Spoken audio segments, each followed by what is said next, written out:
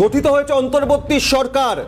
5ই August দেশ ছেড়েছেন হাসিনা, 104 দিন পার, আর এরই মাঝে বাংলাদেশের আইন শৃঙ্খলা প্রশাসন হয়েছে ছারখার। অভিক, তুমি যেমনটা বললে যে বাংলাদেশের বর্তমান যে পরিস্থিতি, সেখানে কিন্তু একটার পর একটা প্রশ্ন উঠছে এবং পাশাপাশি সনাতনীদের ওপর যে আক্রমণের ঘটনা, অর্থাৎ হিন্দু তথা সনাতনীদের ওপর আক্রমণের এই ঘটনা কিন্তু প্রশ্ন তুলছে। এবারে বাংলাদেশে ইসকনকে নিষিদ্ধ করার দাবি। সোচ্চার একাধিক ইসলামিক সংগঠন, আগেও একাধিকবার ইসকনের ওপর হামলা, এবার সরাসরি রাস্তায় নেমে ইসকনকে বাংলাদেশে নিষিদ্ধ করার ডাক। এদের বিরুদ্ধে বাংলাদেশের অন্তর্বর্তী সরকারের কোনো অবস্থানই নেই এবং তার কি অবস্থান সেদিকে অবশ্যই নজর রয়েছে আমাদের। নিষিদ্ধ করার ডাক দিচ্ছে সরাসরি রাস্তায় নেমে ইসকনকে। বাংলাদেশের অন্তর্বর্তী সরকারের কোনো অবস্থান নেই, তবে কি পরোক্ষে ইসলামিক সংগঠনগুলোকে মদত দিচ্ছে অন্তর্বর্তী সরকার? 5ই আগস্ট দেশ ছেড়েছেন শেখ হাসিনা। 16 বছরের সরকারে থাকার পর শেখ হাসিনাকে দেশ ছাড়তে বাধ্য হতে হয়েছে। তার কারণ বৈষম্য বিরোধী আন্দোলনকে সামনে রেখে যেভাবে ইসলামিক বিভিন্ন মৌলবাদী সংগঠন, জামাত, একই সঙ্গে বিএনপির সমর্থন নিয়ে পথে নামা আন্দোলন, সেই আন্দোলনের জেরে দেশ ছাড়তে বাধ্য হতে হয়েছিল শেখ হাসিনাকে। গঠন হয়েছে অন্তর্বর্তী সরকার। মোহাম্মদ ডক্টর ইউনূস, তিনি ইউনূসের সরকার গঠনের পর তার নেতৃত্বে বাংলাদেশে আজ শুধুই নেতিবাচক একের পর এক ছবি। তার কারণ বাংলাদেশে এর আগে শারদোৎসব, দুর্গাপুজোর সময় হিন্দুদের ওপর, খ্রিস্টান, বৌদ্ধদের ওপর আক্রমণ, মন্দিরে ভাঙচুর, এমনকি প্রতিমার ওপর আঘাত হেনেছিল। আর এবার সরাসরি ইসকনকে নিষিদ্ধ ঘোষণার ডাক। একেবারেই অভিক, এবং আমরা যে ছবি দেখেছি 5ই আগস্ট থেকে, যে ছবি বারবার আমরা দেখেছি, এবং এর মধ্যেও কিন্তু অশান্ত হয়েছে বাংলাদেশের পরিস্থিতি এবং সনাতনীদের ওপর যে আক্রমণের ঘটনা। পাশাপাশি আরও একটি গুরুত্বপূর্ণ বিষয়, জামাতে ইসলামীর মতন বিভিন্ন ইসলামিক সংগঠনগুলির তরফ থেকে আগে যে দাবি তোলা হচ্ছিল, সেক্ষেত্রে বাংলাদেশের বর্তমান যিনি অ্যাটর্নি জেনারেল রয়েছেন, তিনিও কিন্তু বলছেন ধর্মনিরপেক্ষতার এই শব্দটি তুলে দেওয়া হোক সংবিধান থেকে, অর্থাৎ কোনো একটা জায়গায় গিয়ে কিন্তু প্রশ্ন উঠছে একাধিক। এই মুহূর্তে আমাদের সঙ্গে আক্রান্ত ইসকন এবং ইসলামিক সংগঠনগুলির ভূমিকা, তা নিয়ে প্রশ্ন উঠছে। ইসকন আক্রান্ত হচ্ছে কেন? বাংলাদেশে বৌদ্ধ, হিন্দু, খ্রিস্টান তারা কেন বারবার নিপীড়ন, অত্যাচারের শিকার হচ্ছেন? আমাদের সঙ্গে এই মুহূর্তে দুজন জিরোয়ারে অতিথি রয়েছেন কলকাতা ইসকনের সহ সভাপতি, ভাইস প্রেসিডেন্ট রাধারমন দাস। রাধারমন বাবু, স্বাগত আপনাকে। একই সঙ্গে রয়েছেন রাজনৈতিক বিশ্লেষক রাজাগোপাল ধর চক্রবর্তী। আমি শুরুতেই শাহানা রাধারমন বাবুর কাছে যাই। রাধারমন বাবু, আজ সনাতনীরা আক্রান্ত, বাংলাদেশে বছরের পর বছর ধারাবাহিকভাবে বহু পরিস্থিতি দেখা গিয়েছে, কিন্তু সর্বশেষ এই অবস্থা অন্তর্বর্তী সরকার গঠন হওয়ার পর এই ভয়ঙ্কর পরিস্থিতিতে ইসকন যখন আক্রান্ত হচ্ছে, আপনাদের কি অবস্থান? অ্যাকচুয়ালি যে স্থিতি আছে অনেক চিন্তাজনক। আমরা ভক্তদের সঙ্গে কন্ট্যাক্টে আছি, তো ওরা এক্সপ্রেস করছে কি রোজ এরকম মিছিল বার হচ্ছে যেখানে ডিমান্ড করা হচ্ছে কি ইসকনকে ব্যান করা হোক, না হলে ওরা এক এক ইসকন ভক্তকে কিডন্যাপ করবে, টর্চার করবে আর হত্যা করবে। তো সব থেকে আশ্চর্যের কথা কি এরকম কোন দেশে এরকম কিরকম এরকম জিনিস বলছে এরা, কিন্তু নোবডি ইজ অ্যারেস্টিং দেম। অর্থাৎ ওখানে সরকার নেই নাকি? ওপেন থ্রেট ওরা দিচ্ছে কি আমরা ইসকন ভক্তকে কিডন্যাপ করে টর্চার করা হবে, হত্যা করা হবে, কিন্তু ওখানকার পুলিশ আর আর্মি দে আর বিজি। ওরা, আমরা দেখলাম কিছুদিন আগে পুলিশ আর্মি ওরা হিন্দু এলাকাতে গিয়ে এক একজন হিন্দুদের বাড়িতে ধাওয়া বলছে, সিসিটিভি ক্যামেরা ভেঙে দিচ্ছে। অনেক প্রায় 300 হিন্দুদেরকে চিটগঙ্গে অ্যারেস্ট করেছে। আমরা দেখলাম কি এরকম যখন ওরা রিলিজ হয়েছে জেল থেকে, কারো হাত ভেঙে দিয়েছে, কারো পা ভেঙে দিয়েছে। তো এরকম আর্মি, পুলিশ, প্রশাসন, আর আমরা দেখছি কি যত মুসলিম সংগঠন হোক, না হলে ঢাকা ইউনিভার্সিটির মুসলিমের ছাত্র ইউনিয়ন হোক, সবাই ইসকনের পেছনে পড়ে গেছে। একেবারেই রাধারমন বাবু, এই পরিস্থিতিতে রাধারমন বাবু, ইসকনের ওপর এই হামলা, অত্যাচার, আক্রমণ, সেক্ষেত্রে দাঁড়িয়ে যেমন কলকাতায় বাংলাদেশে হাইকমিশনের দফতর রয়েছে, ভারত সরকার বা বাংলাদেশের এই পরিস্থিতিতে আক্রমণ রুখতে, মোকাবিলা করতে আপনারা কি পদক্ষেপ করেছেন এখনো পর্যন্ত? আমরা actually ISKCON we are appealing, আমরা আপিল করছি আমাদের ভারতীয় সরকারকে কি বাংলাদেশের সিচুয়েশন খুব তাড়াতাড়ি ডিটোরিয়েট হচ্ছে। আমরা কালকে দেখলাম কি এরকম ইন্টারিম গভর্নমেন্ট আছে, ওরা নিজের যে কনস্টিটিউশন আছে ওটাও চেঞ্জ করতে যাচ্ছে। ওরা ইসলামিক কনস্টিটিউশন কিছু করবে, কিন্তু ওর আগেই এরকম অবস্থা হয়ে গেছে। তো আমরা দেখতে পাচ্ছি কি ওদের ইন্টেনশন খুব খারাপ আছে। তো of course this can be only managed on international level. United nation আছে, পরিস্থিতি খারাপ আছে, সিচুয়েশন দেখছেন সব ঠিক আছে, কিন্তু এই পরিস্থিতিতে কি আপনারা এবার পথে নেমে মোকাবিলা করার কথা ভাবছেন? তার কারণ যেভাবে সনাতনীরা আক্রান্ত হচ্ছেন ধারাবাহিকভাবে, একটা বিচ্ছিন্ন বিক্ষিপ্ত ঘটনা নয়, লাগাতার চলছে, পথে নামবেন? আমরা দেখলাম কি কিরকম যে বাংলাদেশে হিন্দু লক্ষ লক্ষ মানুষ, কিছুদিন আগে চিটগঙ্গে হিন্দুরা প্রায় 2 লাখ থেকে 3 লাখ লোক হিন্দু ওরা রাস্তায় নেমেছে, কেন কি ওদের সামনে আর কিছু রাস্তা নয়। সেই জন্য যে মুসলিম গ্রুপ আছে ওরা খুব খেপে গেছে ইসকন উপরে, কি ইসকন বাংলাদেশি হিন্দুকে ইউনাইট করে ফেলেছে। তো ওখানে অফকোর্স রেজিস্ট্যান্স আছে, হিন্দুরা যে 4 কোটি মাইনরিটিস, 1.3 করোড় হিন্দু বাংলাদেশে আছে এখনো, পুরো মাইনরিটিস কে মিলিয়ে যত মাইনরিটি বাংলাদেশে আছে প্রায় ওরা 3 কোটি থেকে 3.5 কোটি মানুষ আছে। তো ওরা একসঙ্গে ইউনাইটেড হয়ে রাস্তায় নামছে, কিন্তু আমরা জানি কি যখন ওরা মিছিল করে বাড়িতে ফিরে যায়, এরা এক একজন করে ধরে ওরা ধর্মান্তরণ করাচ্ছে, অ্যাটাক করছে। তো এটা অ্যাকচুয়ালি ইউনাইট হয়ে রাস্তায় নামছে সব ঠিক আছে, কিন্তু এরা আস্তে আস্তে করে যখন বাড়িতে হিন্দুরা যাচ্ছে ওদের উপরে টার্গেট করা হচ্ছে, হত্যা হচ্ছে। তো that's why international attention is required. যদি আমাদের ইন্টারন্যাশনাল কমিউনিটি, আমরা জানি কি বাংলাদেশে রিবক থেকে নিয়ে, নাইকে থেকে নিয়ে অনেক বড় বড় মাল্টিন্যাশনাল কোম্পানি ওখানে জুতো বানায়, ওখানে গার্মেন্টস বানানো হয়।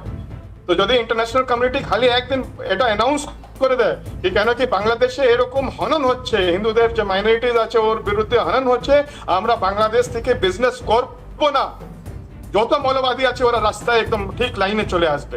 একেবারে রাধারমণ বাবু, একটু আপনাকে সঙ্গে থাকতে বলবো। আমি একটু রাজাগোপাল বাবুর কাছে যাওয়ার চেষ্টা করব। রাজাগোপাল বাবু, আমরা দেখেছি অন্তর্বর্তী সরকারের বর্তমান যে অবস্থান, এবং এর আগেও আমরা দেখেছি বিভিন্ন পালা বদলের পর, আমরা বলতে পারি হাসিনা সরকারের অবসানের পর, সে সময়ও কিন্তু বিভিন্ন ইসলামিক সংগঠনগুলো ধর্ম নিরপেক্ষতা এই শব্দটা বাংলাদেশের সংবিধান থেকে তুলে দিতে চাইছিল, এবং বর্তমান অ্যাটর্নি জেনারেল তিনিও বলছেন সংবিধান থেকে এই শব্দটা উঠিয়ে দেওয়া হোক, কারণ যে দেশের 90% বাসিন্দা ইসলাম ধর্মাবলম্বী সেখানে ধর্মনিরপেক্ষতা শব্দটা উঠিয়ে দেওয়া হোক। সেক্ষেত্রে দাঁড়িয়ে এবং পরপর এভাবে আক্রমণ ইসকনের ওপর এবং অন্যান্য ধর্মীয় প্রতিষ্ঠানের ওপর, সনাতনীদের ওপর, কিভাবে দেখছেন অন্তর্বর্তী সরকারের এই অবস্থানকে? না দেখুন, মানে বাংলাদেশের সৃষ্টি হয়েছে একটা ভাষাগত জাতীয়তাবাদের ভিত্তি করে। বাংলা ভাষার যে গুরুত্ব আছে, যে ওদের উপর জোর করে উর্দু ভাষা চাপিয়ে দেওয়া হয়েছিল, এবং তার বিরুদ্ধেই বাংলাদেশের মানুষ পথে নেমেছিল সে মুজিবুর রহমানের নেতৃত্বে, এবং লড়াই করেছিল, এবং ভারতবর্ষ একেবারে প্রত্যক্ষ পরোক্ষভাবে সমর্থন জুগিয়েছে। তারপরে বাংলাদেশের যে সংবিধান তৈরি হলো সেখানে পরিষ্কার সেকুলারিজম শব্দটা লেখা আছে। সেকুলারিজমটা হচ্ছে অর্থাৎ ধর্ম নিরপেক্ষতা বাংলাদেশের প্রিএম্বল, যাতে ওদের যে প্রস্তাবনা আছে সংবিধানে সেখানে লেখা আছে, এবং ওদের যে আর্টিকেল 8 নম্বর ফান্ডামেন্টাল প্রিন্সিপাল, সেখানেও মানে সেকুলারিজম শব্দটা রয়ে গেছে। আপনারা যদি দেখেন যে বাংলাদেশের জাতীয়তা স্বাধীনতা সংগ্রামের যে ইতিহাস, সেখানে কিন্তু মানে এই ধর্মীয় মৌলবাদের চিন্তা নেই, এবং যে সংবিধান আছে বহুবার পরিবর্তন হলো, সেকুলারিজম শব্দটা বাদ যায়নি। কিন্তু দেখা যাচ্ছে যে এখন যাকে দ্বিতীয় স্বাধীনতা যুদ্ধ বলা হচ্ছে, সেই স্বাধীনতার যুদ্ধ যে দেশের মৌলবাদকে প্রতিষ্ঠা করার একটা নতুন প্রয়াস, এটা পরিষ্কার বোঝা যাচ্ছে। বাংলাদেশে আজকের নয়, যখন ভারতবর্ষের মধ্যে ছিল, পরবর্তীকালে পাকিস্তানে ছিল, তখন থেকেই হিন্দুদের নিধনের একটা ব্যাপক চেষ্টা। আপনি যদি দেখেন 1901 সালে সেন্সাসে প্রায় 34-35% হিন্দু ছিল, সেটা প্রত্যেক বছর প্রত্যেকটা সেন্সাসে কমেছে, কমতে কমতে এখন 7-8% গিয়ে দাঁড়িয়েছে। এখন রাধারমণ প্রভু যেটা বলছিলেন যে জোর করে ধর্মান্তকরণের যে চেষ্টা হচ্ছে, বহু মানুষ সেখানে ভয় পাচ্ছে। একটা সময় ছিল যখন তারা ভাবতো ভারতবর্ষে চলে আসবে, সেই জায়গাটাও প্রায় বন্ধ। একেবারে এই জায়গা থেকে আমি রাজাগোপাল বাবু বোঝার চেষ্টা করব যে এই শেখ হাসিনার দেশত্যাগ, দেশ ছাড়া, এবং তারপর অন্তর্বর্তী সরকার গঠনের সময় ডক্টর ইউনূস যখন সমর্থন পেলেন, মৌলবাদী সংগঠন হোক জামাত বা বিএনপি খালেদা জিয়ার, কিন্তু আজ যখন সনাতনীদের ওপর, হিন্দু বৌদ্ধ খ্রিস্টানদের ওপর আক্রমণ, ইসকনের ওপর আক্রমণ হানানো হচ্ছে, তখনও কি একইভাবে সেই পরিস্থিতি অবস্থানকে সমর্থন করছে বিএনপি?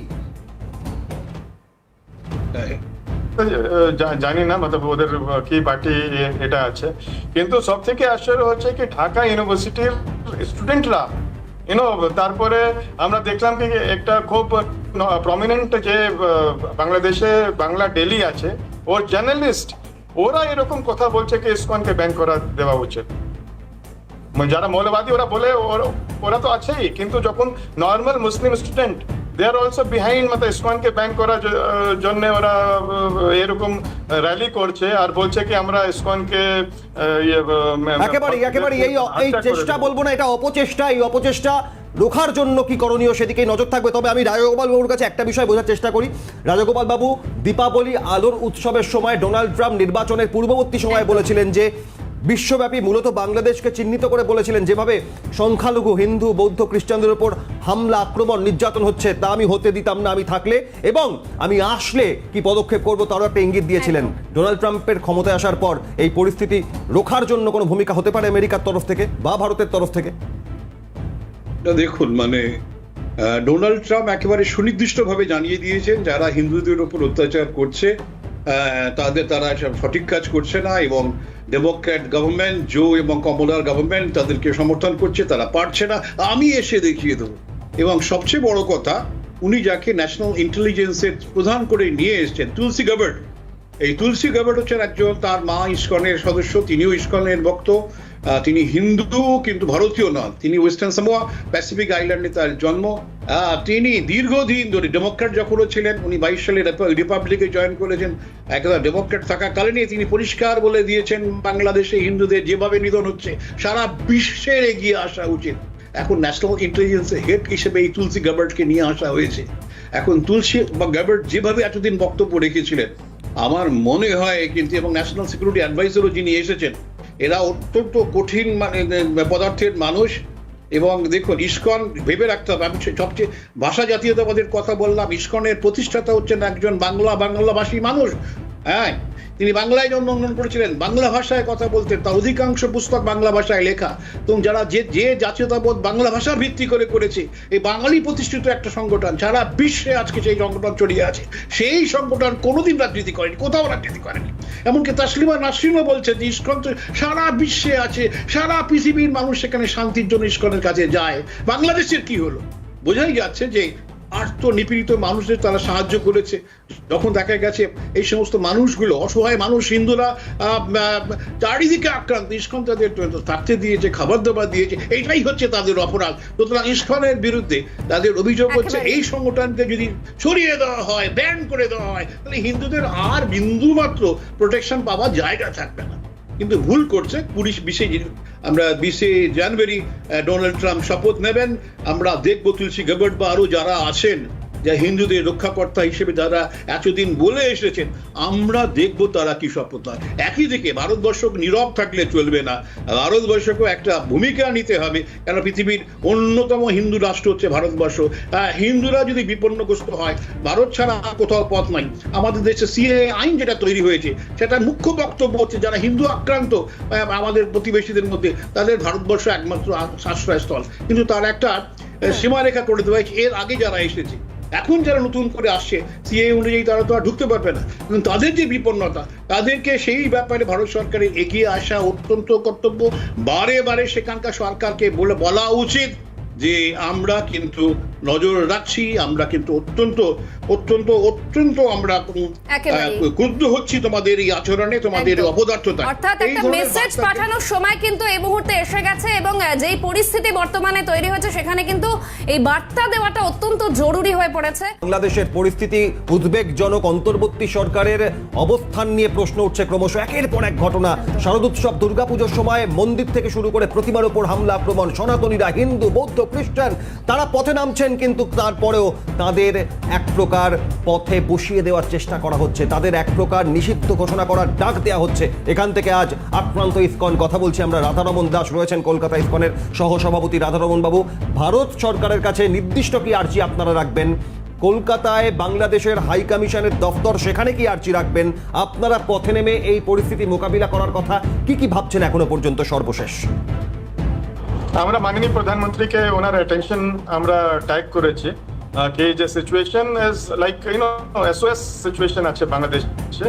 গভর্নমেন্টকে ইমিডিয়েটলি ইন্টারিম গভর্নমেন্ট যে বাংলাদেশে আছে ওদের সঙ্গে কথা বলার দরকার, আর আবার ইন্ডিয়ান গভর্নমেন্ট শুড ডিমান্ড কি যারা এরকম হুমকি দিচ্ছে, ওপেন থ্রেট দিচ্ছে কি আমরা ইসকন ভক্তকে কিডন্যাপ করে হত্যা করব, ওদেরকে সব প্রথম ভাবে ওদেরকে অ্যারেস্ট করা দরকার আছে।